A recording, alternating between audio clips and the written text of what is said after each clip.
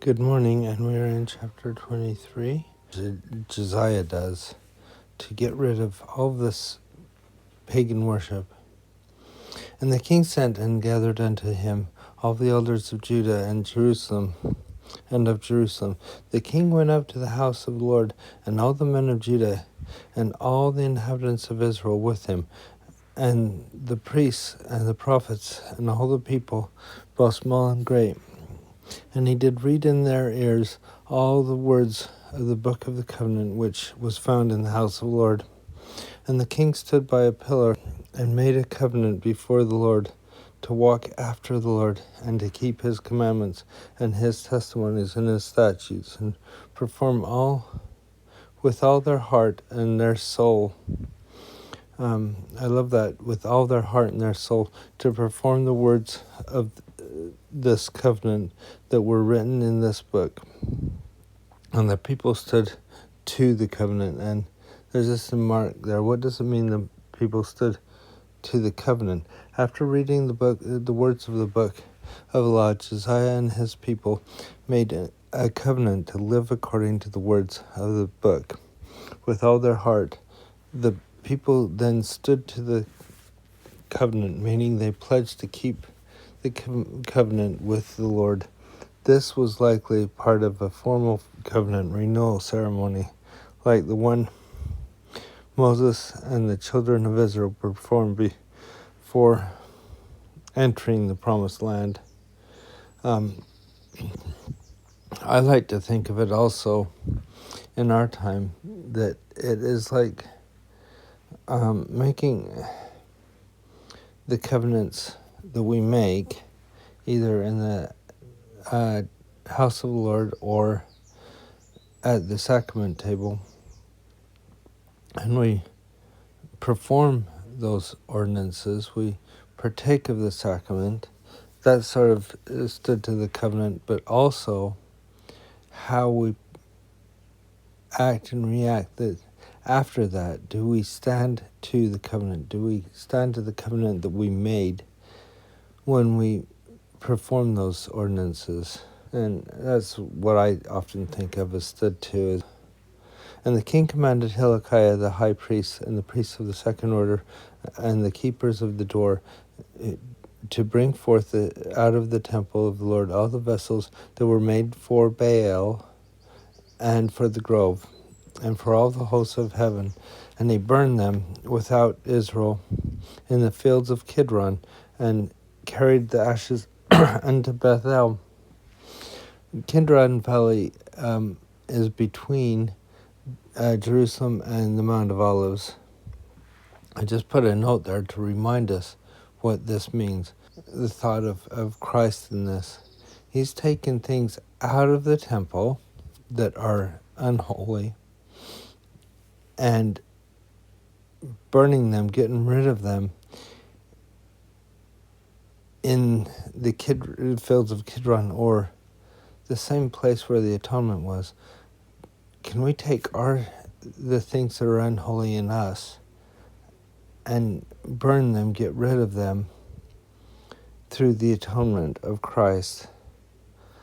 I love that symbolism that comes in there. And he put down the idolatrous priests whom the kings of Judah had ordained to burn incense in the high places in the cities of Judah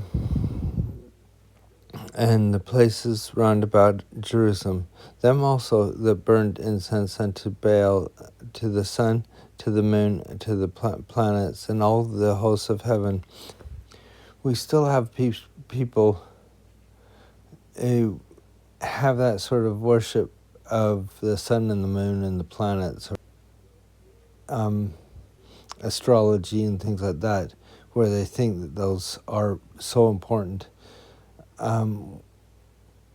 when really worshiping God is more important than understanding all of that. And he brought out the grove from the house of the Lord without Jerusalem unto the brook of Kidron, there's Kidron again, and burned it at the brook of Kidron, and stamped it small to powder, and cast the powder thereof upon the graves of the children of the people.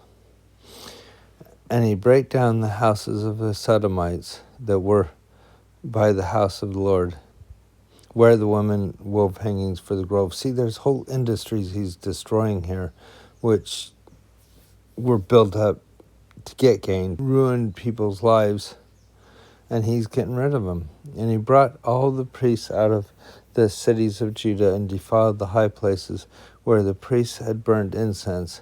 Now remember, the only other person that's done that is his great-grandfather, getting rid of the high places.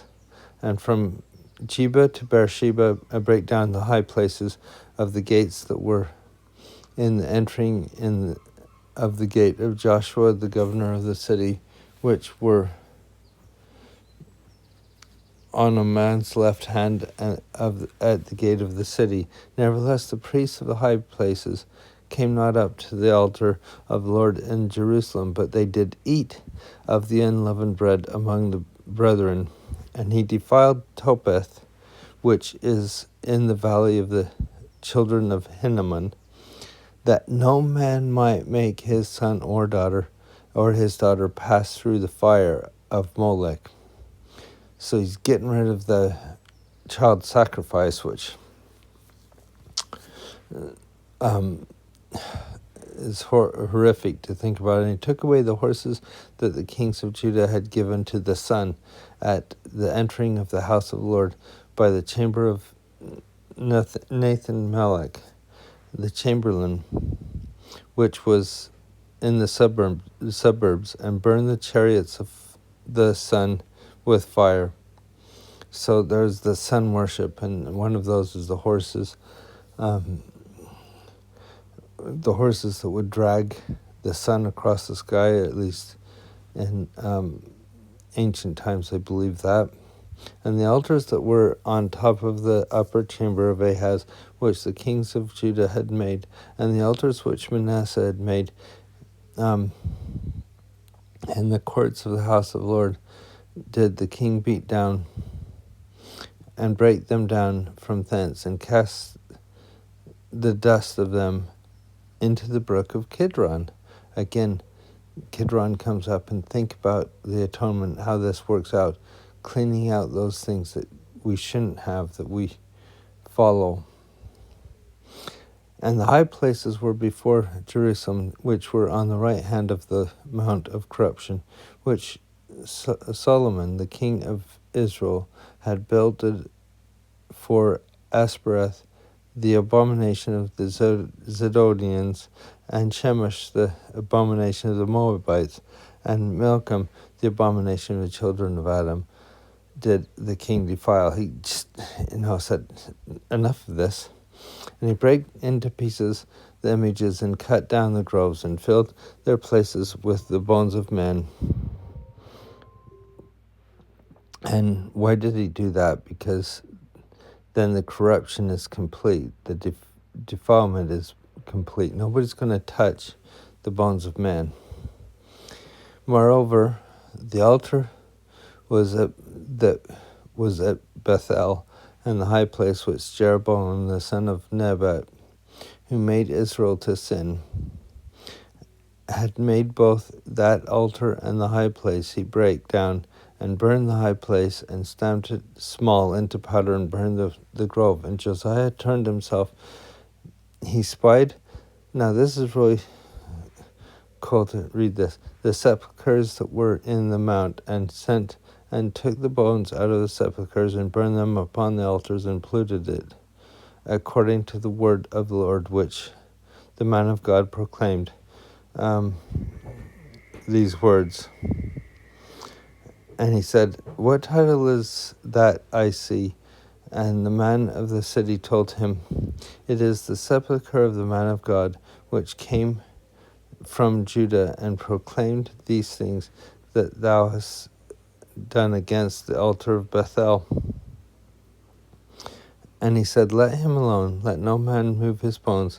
So they let his bones alone, with the bones of the prophet of Samaria. Now, what are they talking about? If we go up to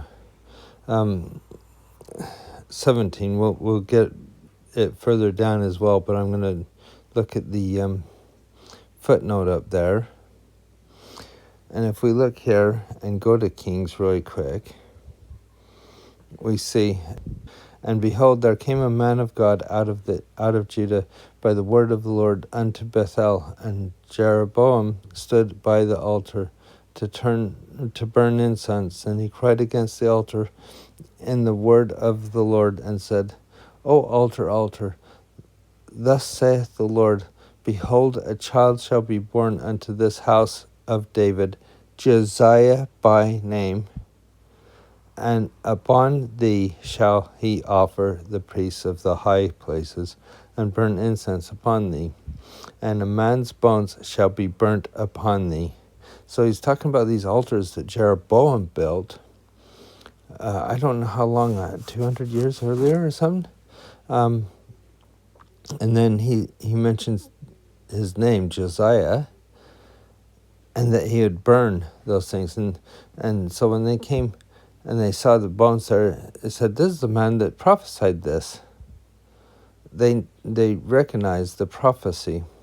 And all the houses and also the high places that were in the cities of Samaria, which the kings of Israel had made to provoke the Lord to anger, Josiah took away and did to them according to the acts which he had done in Bethel.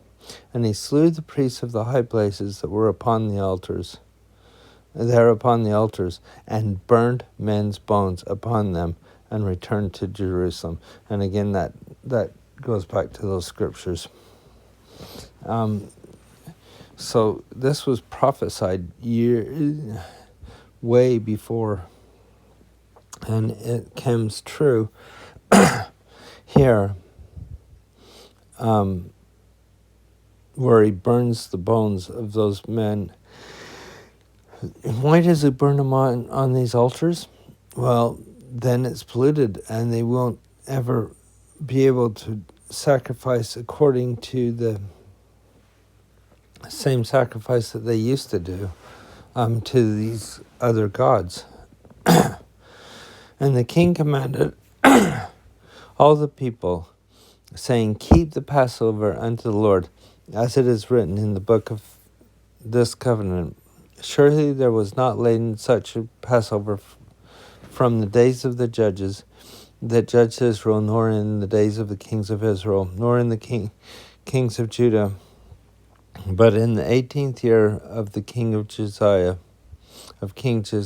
therein this Passover was holden to the Lord in Jerusalem.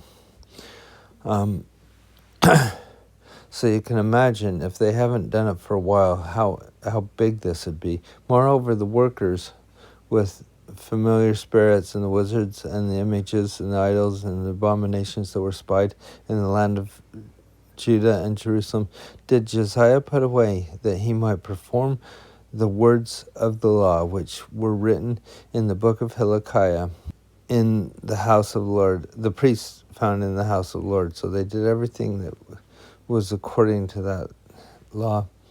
And like unto him, there was no king before him. Does that sound familiar? That turned to the Lord with all his heart and with all his soul and with all his might, according to the law of Moses. Neither after him rose any like him. That's exactly what was said. His great-great-grandfather, notwithstanding, his great-great-grandfather had the same zeal. It seems like he went one step further. He kind of went and said, it didn't take long for them to build up these places again, so I'm going to make sure they're desecrated so they can't use them again. Notwithstanding, the Lord turned not from the fierceness of his great wrath, wherein his anger was kindled against Judah, because of the provocations that Manasseh had provoked him withal. So Manasseh really did a terrible job, and you just think, why? But they do have their own lives. They can grow up with the best parents and still make the worst choices, or vice versa in the case of of Josiah and other kings. And the Lord said, I will remove Judah out of my sight. I have removed Judah and will cast off the city of Jerusalem, which I have chosen, and the house of which I said, my name shall be there. He's saying, I've proclaimed this, and even with all that you're doing, which is great, and I will bless you because of it, there will still be these things that will happen. Now the rest of the acts of Josiah and all he did, are they not written in the book of the Chronicles of the Kings of Judah? So there's sort of a respite here. But then it's right back to it. In the days of Pharaoh Necho, king of Egypt, went up against the king of Assyria to the river Euphrates, and King Josiah went against him and slew him, and he slew him at Megiddo when he had seen him. Now it's kind of hard. I wasn't able to figure out who. Well, we know that Josiah gets slew, but was Josiah going against Pharaoh, or is he going against the king of Assyria? I would think it was the king of Assyria.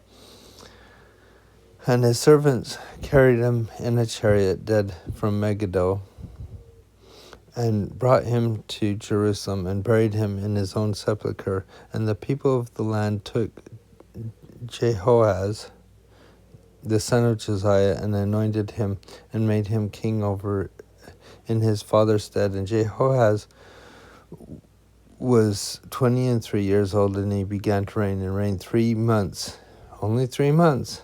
And his mother's name was Hatimal, the son of Jeremiah of Libnah. And he did that which was evil in the sight of the Lord, according to all that his fathers had done.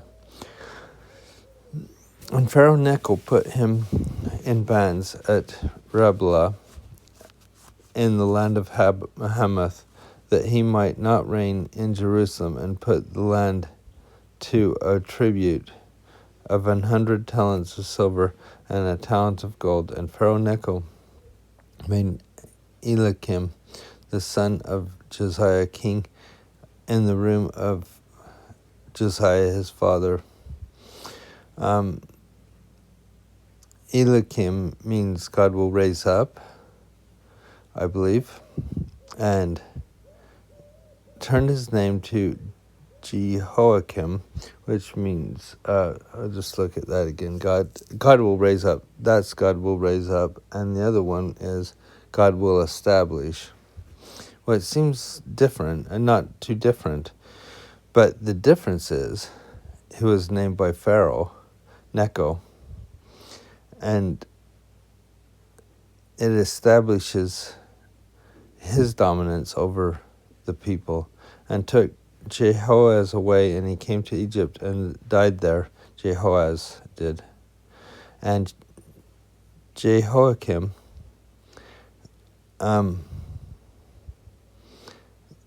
gave silver and gold to Pharaoh, but he taxed the land to give the money. According to the commandment of Pharaoh, he exacted silver and gold of the people of land, of every one according to the taxation, to give it to Pharaoh.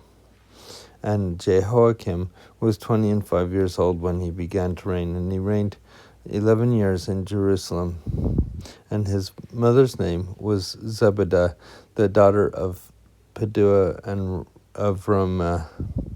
And he did that which was evil in the sight of the Lord, according to all his fathers had done. So we go from such a righteous king right back to wickedness. It's amazing how quick that goes.